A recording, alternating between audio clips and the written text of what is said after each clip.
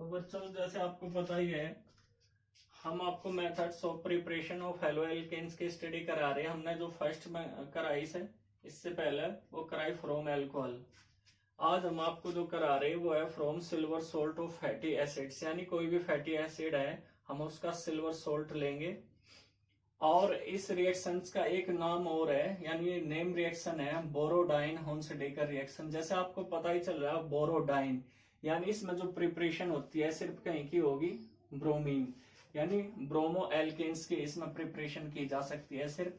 तो इसके बारे में आप नोट कर लो। Bromo alkane can be easily prepared by refluxing the silver salt of a fatty acid with bromine in presence of carbon tetrachloride। यानी कि अगर हम इसका एग्जांपल लें CH3 CH2 CH2 COAG, ये है सिल्वर ब्यूटेनोइट। क्या है बच्चों? सिल्वर ब्यूटेनोइट। आप अपने मर्जी से कितने भी कार्बन एटम यहाँ पे ले सकते हो। और कहीं के साथ रिएक्शन कर रहा है ब्रोमीन के साथ इन presence of carbon tetrachloride.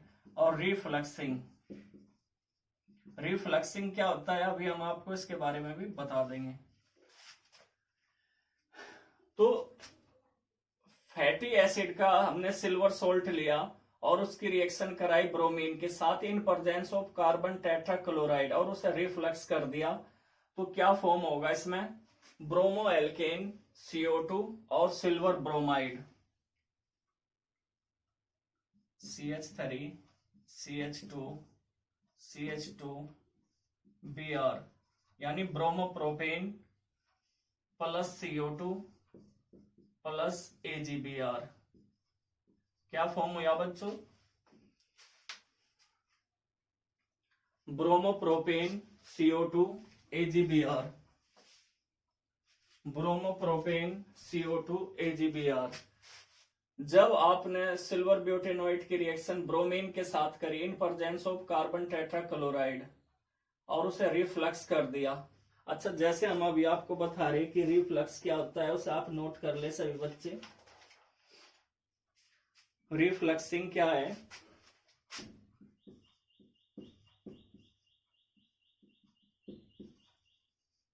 Note कर लें अपनी कॉपी में। The process of heating a liquid in a flask with a condenser so that the vapours are condensed back into the flask is called refluxing. यानी आप जब liquid को heat कर रहे और उसकी वेपर प्रोड्यूस हो रही तो कंडेंस करके, उन्हें कंडेंस यानी ठंडा करके वापस भेजा जाता है। तो उस प्रोसेस को क्या कहा जा बच्चों? रिफ्लक्स या रिफ्लक्सिंग कहा जा। तो ये प्रोसेस था from silver salt of fatty acids. सभी स्क्रीनशॉट ले लें।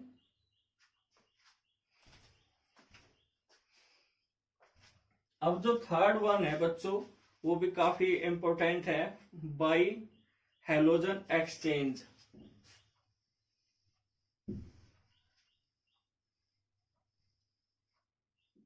अच्छा, जो अभी आपने प्रोसेस करा आपने उसमें देखा होगा एक कार्बन कम हो जाएगी क्योंकि CO2 के रूप में एक कार्बन रिलीज हो जा। तो इस चीज का ध्यान रखियो, जो कार्बन नंबर इधर होंगे मेन चेन के अंदर उसमें से एक लेस होगा हमेशा कार्बन एटम CO2 की वजह से। जो थर्ड है वो है बाई हैलोजन एक्सचेंज।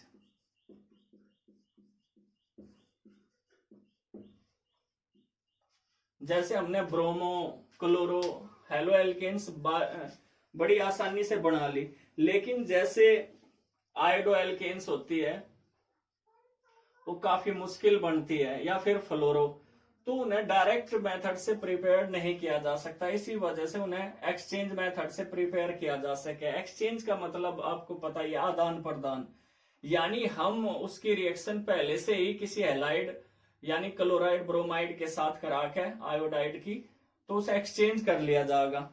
तो इसमें दो मेथड हैं। फर्स्ट है फिंकल स्टेन रिएक्शन। फर्स्ट क्या है इसमें बच्चों?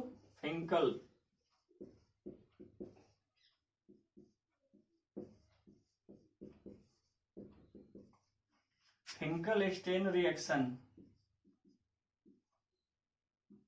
नेम रिएक्शन है ये भी, और जो भी नेम रिएक्शन होगी आप उसे अलग से भी नोट कर सकते हो, क्योंकि जितनी भी ये नेम रिएक्शन है ये काफी इंपॉर्टेंट होती है एग्जाम के लिए। फिंकल स्टेन रिएक्शन आप इसे नोट कर लो। Alkyl iodides are usually prepared by the reaction of alkyl chloride or alkyl bromide with sodium iodide in dry acetone. This reaction known as Finkelstein reaction. This reaction known as Finkelstein reaction. यानी फिंकलस्टेन reaction में क्या होगा?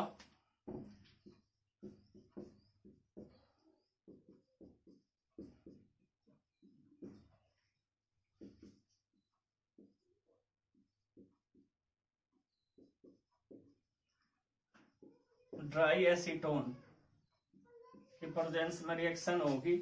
और जैसे हमने कहा ये क्या है, यहाँ पे जो एक्स होगा वो सिर्फ क्लोरीन या ब्रोमीन ही होगा, और इसका एक्सचेंज करेंगे हम कहीं के साथ, आयोडीन के साथ। यानी क्लोराइड और ब्रोमाइड किसके साथ एक्सचेंज? एक्सचेंज का मतलब है आदान प्रदान करेंगे आयोडाइड के साथ, और इस तरीके से आयोडो एल्केन्स फॉर्म हो जाएगा।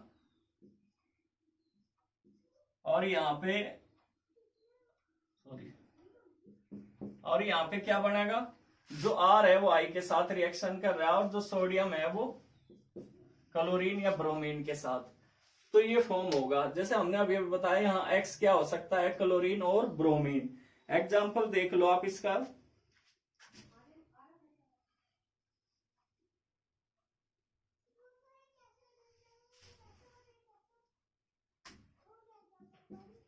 CH3 CH2 Cl, या Br भी आप ले सको, कोई सा भी ले सकते हो, सोडियम आयोडाइड।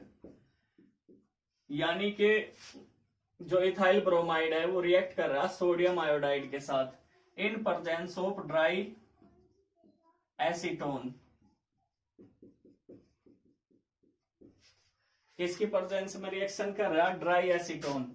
एसीटोन का फॉर्मूला भी आपको पता होगा, क्या होता है एसीटोन का फॉर्मूला? CH3 CO CH3 ये होता है।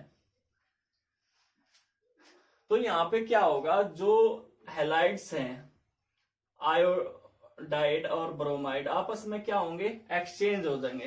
तो इस प्रकार से क्या बन जाएगा? Iodo ethane CH3 CH2I plus NaBr। तो ये एक्सचेंज मेथड है। इसी तरीके से NaCl, आप यहाँ क्लोरीन लोगे तो NaCl बन जाएगा।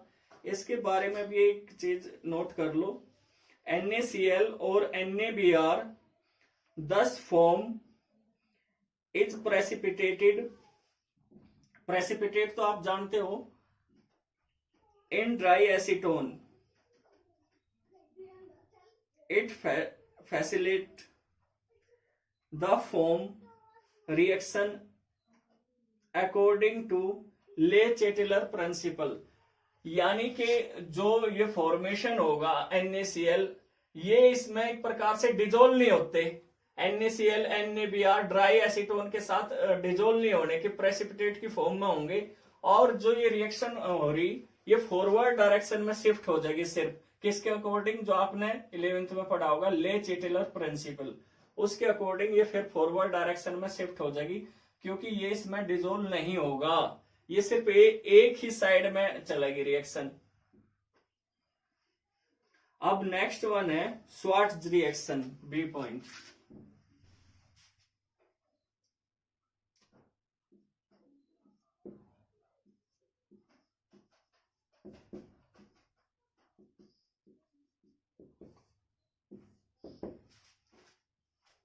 जैसे आपने फिंकलस्टेन में देखा, उसमें आयोडाइड फॉर्म किया जा सके, यानी आयोडो एल्केन्स फॉर्म किया जा सके। वहीं पे जो फिंकल-स्टीन रिएक्शन के अलावा दूसरी रिएक्शन है स्वार्ट्ज रिएक्शन, इसमें आप फ्लोरो एल्केन्स फॉर्म कर सकते हो। क्या फॉर्म कर सकते हो बच्चों? Fluoro alkanes. इसके बारे में लिख लो। The synthesis of alkyl fluorides is done by Swarts reaction.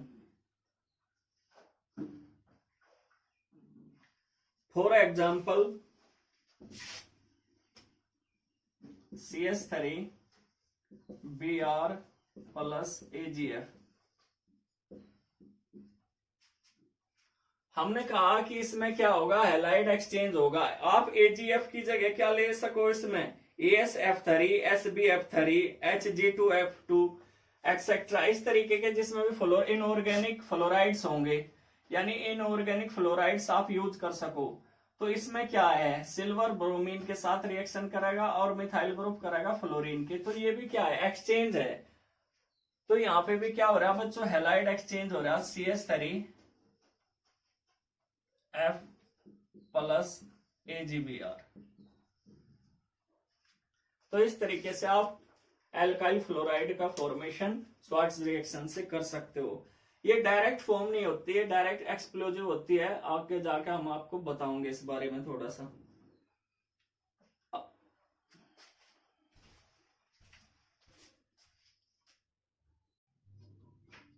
तो जैसे कि बच्चों हमने अभी आपको 3 प्रोसेस पढ़ाए प्रिपरेशन ऑफ एल्केन्स। इसमें फोर्थ वन है बाई हाइड्रोकार्बन्स, और इसमें भी फर्स्ट है हाइड्रोकार्बन। जैसे आपको पता ही है, एल्केन, एल्कीन, एल्काइन, यानी सैचुरेटेड और अनसैचुरेटेड एल्केन से हम इसे प्रिपेयर करेंगे। और इसमें जो फर्स्ट है by free radical halogenation of alkanes, यानी हम जो एल्केन्स हैं उनका फ्री रेडिकल हेलोजिनेशन करेंगे। फ्री रेडिकल्स आपने 11th में पढ़े, मोर रिएक्टिव होते हैं, या फिर इनका ये फॉर्म कैसे होते हैं वो भी आपको बताया गया है 11th के अंदर। होमोलैटिक फिजन के द्वारा ये फॉर्म होते हैं।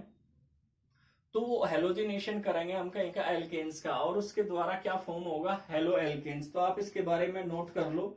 Halogenation of alkanes with chlorine और bromine in presence of heat or light usually gives a complex mixture of mono, di and poly haloalkanes।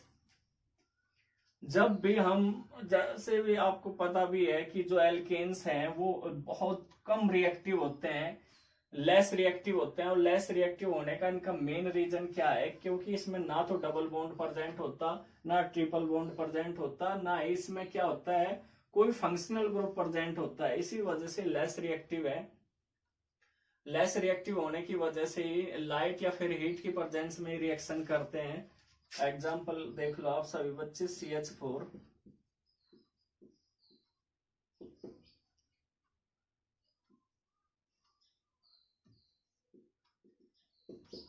CH4 की रिएक्शन हम करा रहे क्लोरीन के साथ इन प्रेजेंस ऑफ सनलाइट। तो इसमें क्या बन जाएगा, CH3Cl प्लस HCl। ये रिएक्शन सब्स्टिट्यूशन रिएक्शन है, और जब तक सारे हाइड्रोजन रिप्लेस ना हो जाओ हेलोजन एटम द्वारा, ये चलती रहती है।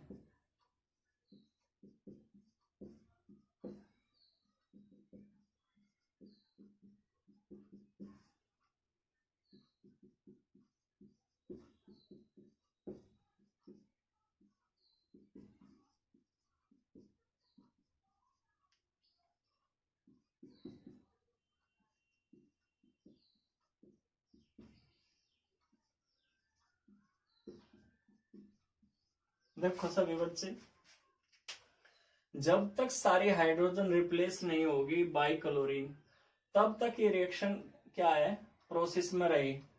तो आप यहाँ देख रहे हैं मोनो है, डाई है, ट्राई है, और ये टेट्रा क्लोराइड है। इसका मिथाइल क्लोराइड होगा। और काफी इंपोर्टेंट है 3 कंपाउंड जो इसमें फॉर्म होते हैं, मिथाइल क्लोराइड, क्लोरोफॉर्म, आपने नाम सुना होगा, जिस सोलवेंट भी यूज किया जाता है, और इसमें आगे भी बताया जाएगा। और कार्बन टेट्रा क्लोराइड जो एज ए सोलवेंट बहुत ज्यादा यूज किया जाता है। तो आप इसका स्क्रीनशॉट ले लें।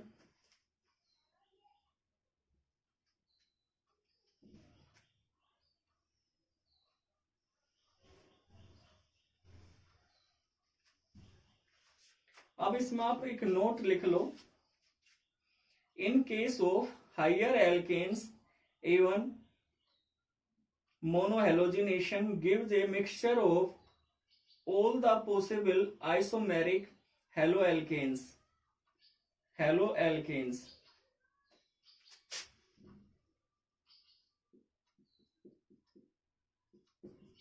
For example, CH3, CH2, CH3. Isomeric तो आपको पता ही होगा, आइसोमर क्या होते हैं, जिनका मोलिकुलर फॉर्मूला तो सेम हो, लेकिन उनकी क्या होते हैं फिजिकल केमिकल प्रॉपर्टी क्या होंगी बच्चों, डिफरेंट होंगी।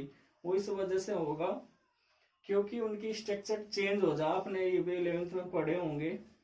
हम इसके रिएक्शन किसके साथ करवा रहे, क्लोरीन के साथ, इन प्रेजेंस ऑफ सनलाइट।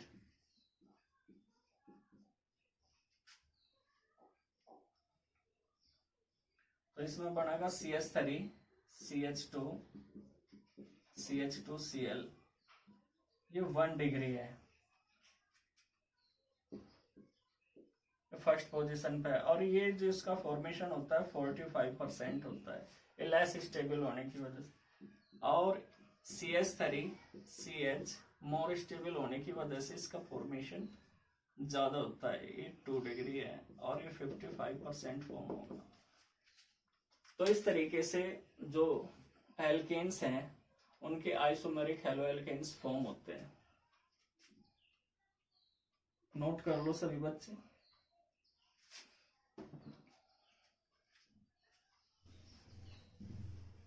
अब ये तो है हेलोएल्केन्स में ब्रोमो एल्केन्स बन गई या फिर क्लोरो एल्केन्स बन गई, लेकिन जो आयोडो एल्केन्स होता है यानी आयोडीनेशन होता है, आयोडीनेशन क्या होता है, एक रिवर्सेबल प्रोसेस है।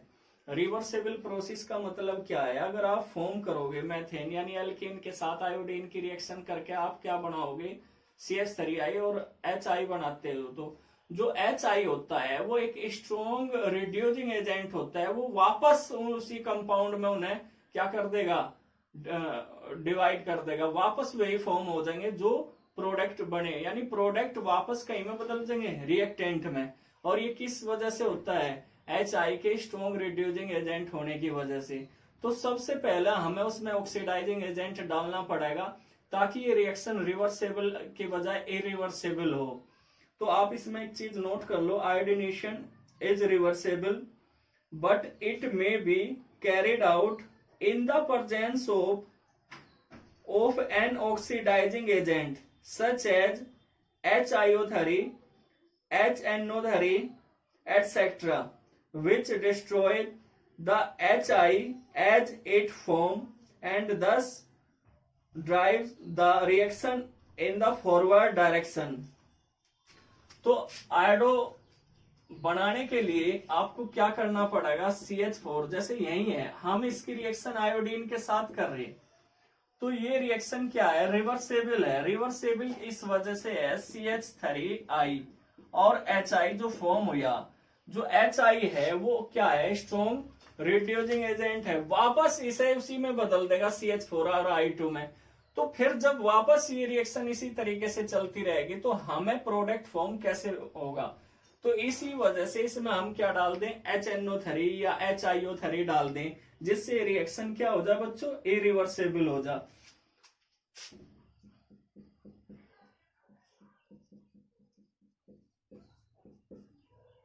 तो हम क्या डाल देंगे इसमें,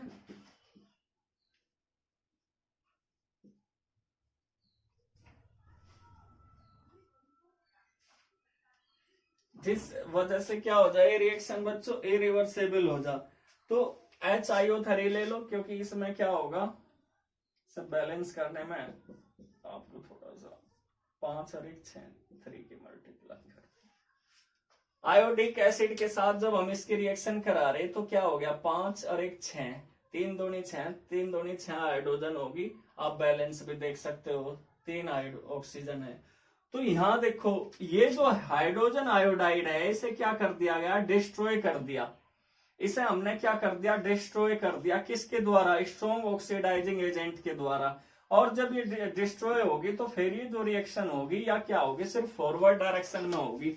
इस प्रकार से इसका क्या बना सको, आयोडो मीथेन, इथेन, प्रोपेन जो भी आप बनाना चाहो आप फॉर्म कर सकते हो एल्केन से। ठीक है बच्चों, next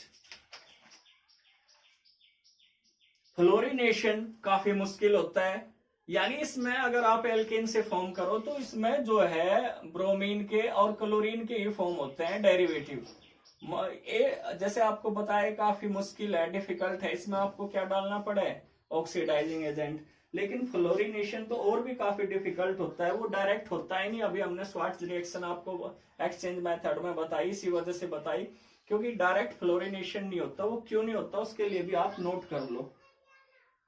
fluorination of hydrocarbons with pure fluorine gas occurs explosive, explosive होता है यानी विस्फोटक होता है। This is due to low bond dissociation energy of fluorine and partially due to strongly exothermic nature। तो इसकी जो डिसोसिएशन एनर्जी है वो क्या होती है बच्चों, लो बॉन्ड डिसोसिएशन एनर्जी होती है, ये सबसे बड़ा इसका रीजन है। ठीक है, इतना ही आपका उसमें एक्सप्लेनेशन है, आता भी नहीं फिर भी आपको थोड़ा सा बता दिया कि क्यों डायरेक्ट उससे फॉर्म नहीं कर सकते आप। अब नेक्स्ट है B point from alkenes.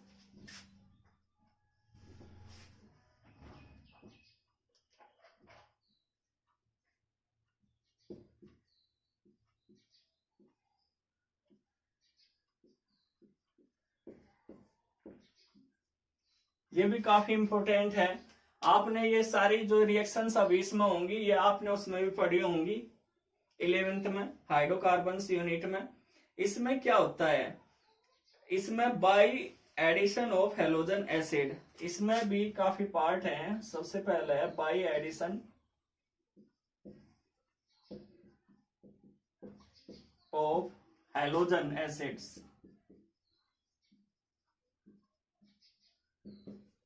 Halogen acids जैसे हमने आपको बताया था HX, X क्या हो सकता है, X is equal to fluorine, chlorine, bromine, iodine etcetera, ये हो सकते हैं।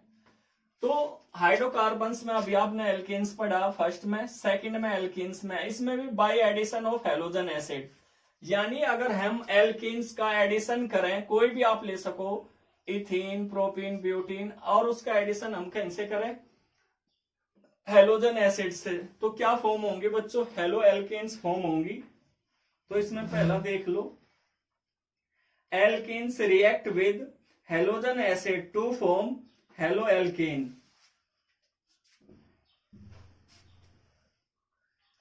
एग्जाम्पल ले लो आप, मैं अगर आपको कोई भी एग्जाम्पल लेके बताऊं, CH2 double bond CH2, HCl ले लो आप, कुछ भी आप ले सकते हो। तो इसमें आपको पता जब डबल बॉन्ड ब्रेक होगा तो ये पॉजिटिव ये नेगेटिव, इसमें अगर इधर को ब्रेक हो रहा तो इस पर नेगेटिव इस पर पॉजिटिव, तो इसके साथ क्या जुड़ेगा नेगेटिव और इसके साथ क्या जुड़ेगा पॉजिटिव। तो इसमें अगर हम इसे इस तरीके से भी लिख सकें CH3 CH2 Cl। और जो ये एडिशन होता है ये होता है according to Markovnikov rule. Markovnikov rule जो आपने पढ़ा है 11th में, साइंटिस्ट थे मार्कोनी-कोव, उन्होंने क्या बताया था कि जो हेलोजन एसिड है या कोई भी इस तरीके का अटैकिंग रिएजेंट है, जो उसका नेगेटिव पार्ट होगा वो उस कार्बन से अटैच होता है जो मिनिमम हाइड्रोजन कैरी कर रहा है। यानी इसमें तो आपको पता नहीं चल रहा, मैं अभी आपको ये लिख लो, एक और एग्जांपल देके बता रहा अभी। जैसे प्रोपीन है CH3 CH double bond CH2, और हम इसकी रिएक्शन करा रहे HCl के साथ। तो मार्कोनी-कोव क्या कहता है, वो कहता है कि इसका जो नेगेटिव पार्ट है उस कार्बन एटम से अटैच होगा जो मिनिमम हाइड्रोजन कंटेन करता है। क्या करता है बच्चों, मिनिमम हाइड्रोजन कंटेन करता है। तो ये किसके अकॉर्डिंग हो रही है रिएक्शन, जो ये एडिशन होगा ये किसके अकॉर्डिंग होगा, मार्कोनी-कोव रूल के अकॉर्डिंग होगा। ठीक है, जैसे इस पे कैसा चार्ज आ गया नेगेटिव, इस पे चार्ज कैसा आ गया पॉजिटिव, तो नेगेटिव पॉजिटिव ये इसके साथ अटैच होगा और ये इसके साथ, और ये किसके अकॉर्डिंग होगा, अकॉर्डिंग टू मार्कोनी रूल। तो इसमें क्या फॉर्म हो जाएगा, CH3 CHCl CH3। असल में ये स्टेबिलिटी के तौर पर देखा जा, जो इसमें कार्बोकैटायन है ये इसके दोनों तरफ मिथाइल ग्रुप होने की वजह से या एल्काइल ग्रुप होने की वजह से इसकी स्टेबिलिटी हाई होती है। तो जैसे अभी हमने एक आपको रिएक्शन करके बताई थी पहले भी, कि अगर इसमें सेकेंडरी जो कार्बन एटम पे हेलोजन एटम अटैच होगा तो वो ज्यादा स्टेबल होगा, मोर स्टेबल होगा, क्योंकि इसमें इलेक्ट्रॉन की डेंसिटी हाई रखेंगे तो इसे ब्रेक होना मुश्किल होगा। लेकिन जो साइड वाला है वो लेस रिएक्टिव होता है इस वजह से। तो ये किस रूल को फॉलो करेंगे, अकॉर्डिंग टू मार्कोनिकोव। सभी बच्चे स्क्रीनशॉट ले लें और नोट करके आप लिखना चाहो तो लिख लो। The addition of halogen halide the addition of hydrogen halides to unsymmetrical alkenes and alkynes takes place according to Markovnikov rule.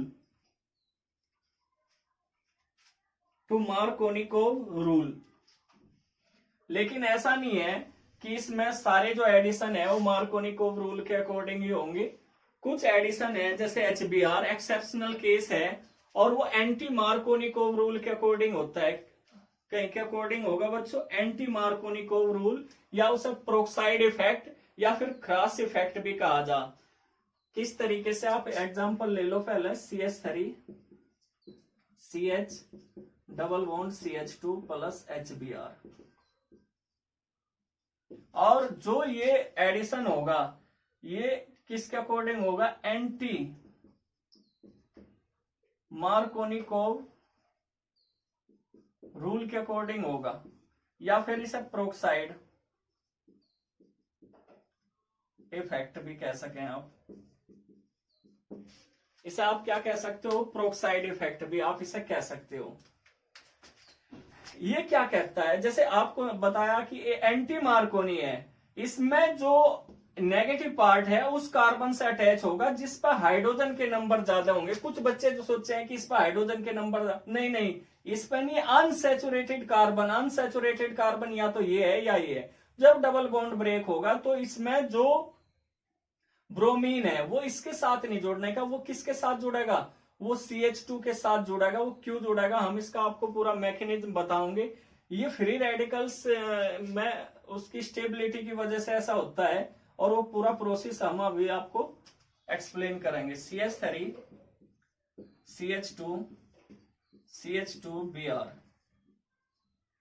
तो जो क्रॉस इफेक्ट या प्रोक्साइड इफेक्ट है या फिर एंटी मार्कोनिकोव रूल है, उसमें जो नेगेटिव पार्ट है उस कार्बन से अटैच होगा जिस पे क्या होंगे बच्चों, हाइड्रोजन के नंबर मैक्सिमम होंगे, और इसे क्या कहा जा, प्रोक्साइड इफेक्ट कहा जा। इसे क्या कहा जा, प्रोक्साइड इफेक्ट। तो आप इसे नोट कर लो।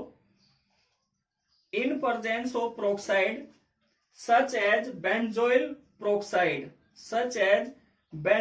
peroxide, the addition of HBr to unsymmetrical alkenes takes place anti-Markovnikov rule. This is known as peroxide effect or cross effect. अब इसका आप मैकेनिज्म देख लो।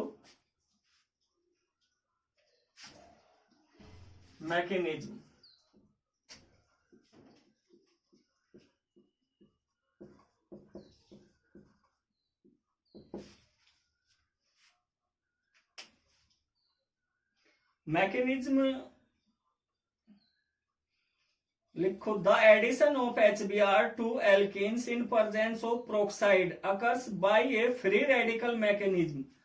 जो मैकेनिज्म होगा HBr का एल्केन्स के साथ वो एक फ्री रेडिकल मैकेनिज्म होगा, ना कि कार्बोकैटायन और कार्बोएनायंस के अकॉर्डिंग। तो इसमें 3 प्रोसेस होते हैं जो आपने पढ़े भी होंगे। वो क्या है वो लिख लो। फर्स्ट क्या होगा इसमें, स्टेप फर्स्ट, इनिशिएशन।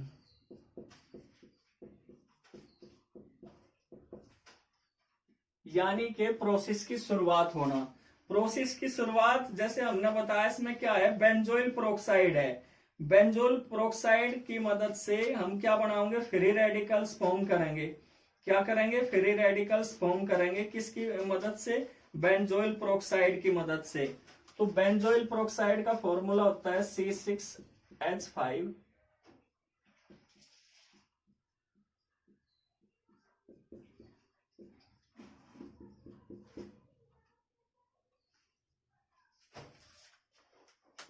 ये क्या है बच्चों, बेंजोइल पेरोक्साइड है। और बेंजोइल पेरोक्साइड में क्या होगा, फिजन होगा यहाँ पे। और कैसा फिजन होता है, जब फ्री रेडिकल्स बनते हैं, होमोलैटिक फिजन। तो होमोलैटिक फिजन के द्वारा इसमें कहीं का फॉर्मेशन होगा। ये क्या है, बेंजोइल पेरोक्साइड। लिख लो सभी बच्चे, क्या है ये, बेंजोइल पेरोक्साइड। हम इसे क्या करेंगे, इसका होमोलैटिक फिजन करेंगे, तो इसमें क्या बनेगा, C6H5 C double bond O2। तो इसमें कहीं का फॉर्मेशन हो या, सभी बच्चे नोट कर लें, फ्री रेडिकल्स का। अब ये फ्री रेडिकल्स क्या है, अभी ब्रेक होगा, और ब्रेक होके कहीं में टूट जाएगा ये। अभी चलो यहां लिख देंगे हम, ये बना होगा C6H5 2CO2। ये क्या है, फ्री रेडिकल।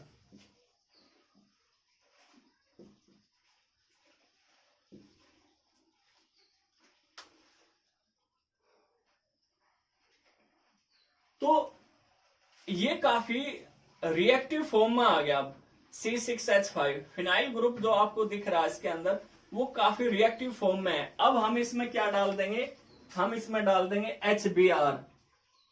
तो C6H5 प्लस HBr। इसमें ये स्टार भी आप बना सको या फिर पॉइंट भी लगा सको, ये बहुत ज्यादा रिएक्टिव है। अब ये इस पे अटैक करेगा, और अटैक करने, क्योंकि इसे क्या चाहिए, एक इलेक्ट्रॉन चाहिए स्टेबल होने के लिए, और यहां से क्या उड़ालेगा, हाइड्रोजन उड़ालेगा, C6H6 प्लस Br। लेकिन जैसे ही शेयरिंग का एक इलेक्ट्रॉन C6H5 ले गया, यानी हाइड्रोजन को ले गया, तो Br क्या हो गया बच्चों, फ्री रेडिकल्स बन गया। यानी जो Br है वो क्या बन गया, रेडिकल, काफी रिएक्टिव हो गया अब ये Br। तो इसका स्क्रीनशॉट ले ले सभी बच्चे, इनिशिएशन का, यानी एक प्रकार से प्रोसेस की क्या होगी, शुरुआत होगी। अब जो इसका सेकंड स्टेप है वो है प्रोपगेशन।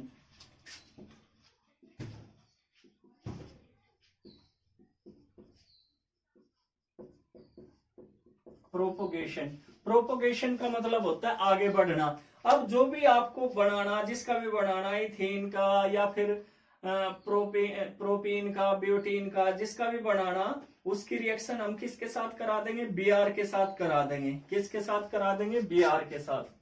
तो यहां देखो CH3 CH double bond CH2 plus Br। अब ये तो बहुत ज्यादा रिएक्टिव हो रहा है बच्चों। अब ये कहां करेगा, जहां वहां अटैक करेगा जहां इलेक्ट्रॉन की डेंसिटी क्या है, सबसे ज्यादा है, यानी डबल बॉन्ड पर अटैक करेगा। और जैसे ही इस डबल बॉन्ड पर अटैक करेगा, तो दो पॉसिबिलिटी है, दो तरह के कंपाउंड बनने की पॉसिबिलिटी है इसमें। एक तो CH3 CH2Br, और सेकंड CH3 CHBr और CH2 फ्री रेडिकल। अब यहां देखो सभी बच्चे, यहां क्या है, जब इसकी टू पॉसिबिलिटी हुई बनने की, तो इसमें माइनर और मेजर प्रोडक्ट कौन सा बनेगा, जिसकी स्टेबिलिटी सबसे ज्यादा होगी, वो तो क्या होगा, इसमें मेजर प्रोडक्ट होगा। आप यहां देखो बीच में है ना, जो फ्री रेडिकल्स क्या है, बीच में है, तो इसकी स्टेबिलिटी क्या है, इसके दोनों तरफ क्या है, एल्काइल ग्रुप प्रेजेंट है, तो इसकी स्टेबिलिटी क्या है बच्चों, सबसे ज्यादा है। लेकिन इसमें क्या है, जो फ्री रेडिकल है वो साइड में है, इसी वजह से इसकी स्टेबिलिटी क्या है, सबसे कम है। यानी ये मोर रिएक्टिव है, ये किसी के साथ भी क्या कर लेगा, रिएक्शन कर लेगा। इसी वजह से ये क्या है, कम फॉर्म होता है और ये ज्यादा फॉर्म होता है। क्यों है, क्योंकि ये क्या है बच्चों, 2 डिग्री क्या है, मोर स्टेबल, तो मैं सबमिट हो रहा साफ कर रहा, और ये क्या है 2 डिग्री, और ये होगा मोर स्टेबल।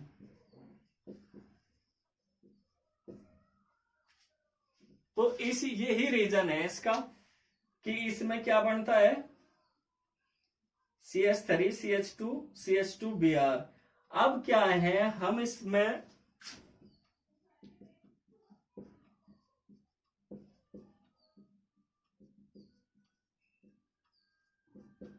HBr फिर से डाल देंगे।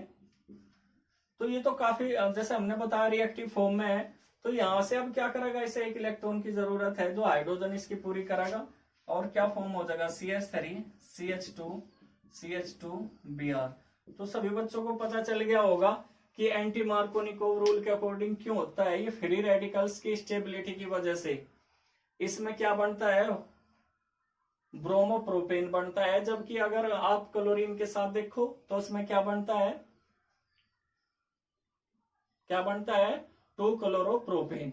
तो ये मेन रीजन है, क्योंकि उसमें जो कार्बोकैटायन है वो सेकेंडरी ज्यादा स्टेबल है, और जो इसमें भी क्या है 2 डिग्री ज्यादा स्टेबल है, तो उसमें कार्बोकैटायन है। आप ध्यान दे, कार्बोकैटायन यानी पॉजिटिव चार्ज कैरी कर रहा है, और क्लोरीन पे कैसा चार्ज है, नेगेटिव। लेकिन यहाँ पे एक अनपेयर्ड इलेक्ट्रॉन है, अनपेयर्ड इलेक्ट्रॉन सिर्फ उसे एक इलेक्ट्रॉन की जरूरत है, जो यहाँ पे कहीं से मिलेगा, हाइड्रोजन से मिलेगा। इस वजह से ये हाइड्रोजन के साथ रिएक्ट करके CH2 बनाता है।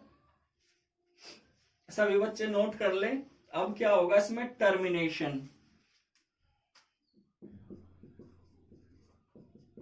टर्मिनेशन यानी जब हमें रिएक्शन कंप्लीट करनी होती है, खत्म करनी होती है, तो हम उसे क्या कर देंगे, टर्मिनेट कर देंगे।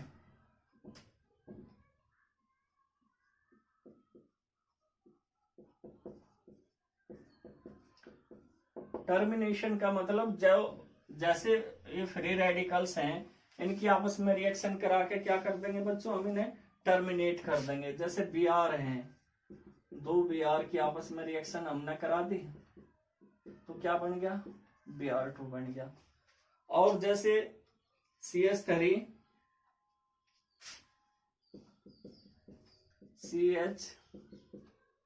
CH2 क्या था यहाँ पे, Br, तो हम इसकी रिएक्शन Br से भी करा सकते हैं क्योंकि मौजूद है। तो यहाँ पे क्या बन जाएगा बच्चों, 2 Br आ जाएंगे, यानी CH3। साथ के साथ देख लिया करो, अगर ऐसा लगता है कि मैं आगे ड्रा आपको नजर नहीं आ रहा, तो मैं जगह आपको प्रोवाइड कराता हूं ताकि आप देखते रहो साथ के साथ। CHBr CH2Br। तो इस तरीके से कुछ बाई प्रोडक्ट भी इसमें फॉर्म होते हैं, आप नोट कर लो सभी। तो ये प्रिपरेशन थी बच्चों, इसके साथ ही methods of preparation of hello alkanes complete हुआ। ओके।